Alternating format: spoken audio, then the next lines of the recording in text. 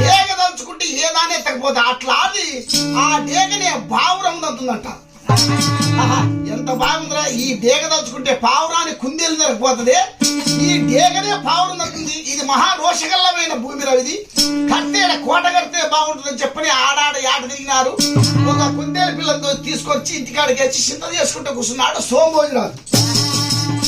చూసినాడు పీరో, ఏమన్నా చింత చేస్తున్నావు అంటే ఏం లేదు కొడక, ఈ భూమి తీస్తే ఎలాగుందో ఈ భూమి మాత్రము ఎప్పటికైనా కూడా మహారణమైన భూమి, ఈ భూమిలో కోట కడితే రణం పలకమంట పలుకుతుంది కొడక అని.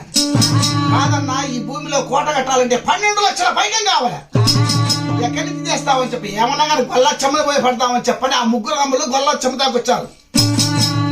అవ్వా చెమ్మాజారు పెద్దలకు నాస్తాడు, మళ్ళా వచ్చింది ఎట్లబ్బా చెప్పిన ఆయన నా తను ఏం లేవు కూడా కానీ ఏం లేదవ్వా, నీ రుణం మాకొద్దు, మాకు 12 లక్షలు అప్పుగా ఇచ్చినావు అనుకో, మీ మీద కోట కట్టి నీకు మాత్రము ఇంటి పన్ను దొడ్డి పన్ను అవన్నీ వేసి ఆ పన్నుల ప్రకారం కట్టి నీకు మాత్రం పైకి వడ్డీతో సాగడతావా, మాకు బాకీ ఇవ్వ 12 లక్షలు అని.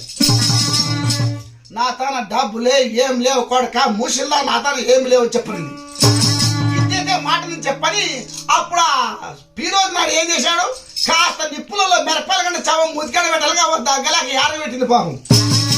ఒరే ఈ దగ్గలేక చచ్చిపోతాను కొడక, ఆ మంచం కూడా జరపలేదు, దాంట్లో 12 కొప్పల ధనం ఉంది అని చెప్పని, నీ రుణం మాకొద్దావు అని చెప్పని ఆ 12 లక్షల పైకి ఉంచుకొని అవ్వకు మాత్రం అప్పుడుకప్పుడు అవ్వ నీకు వచ్చిన మంచి బాండ్ రాసి చవ్వ చేతిలో పెట్టి ఆ 12 లక్షలు శాత పట్టుకొని ఆ కోట బయటకు వచ్చి ఎవరు గొల్లదుని పల్లెకి వచ్చి కోట ఎలా కడతారయ్యా,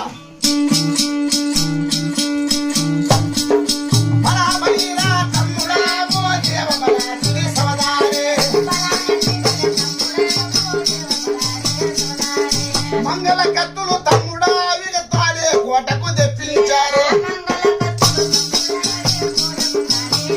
అదిగా సీసపు రేకులు తమ్ముడా విగ కోడుగుళ్ళునే తెప్పించారు,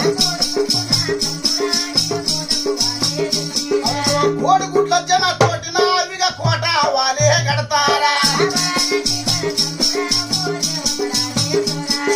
సంవత్సరం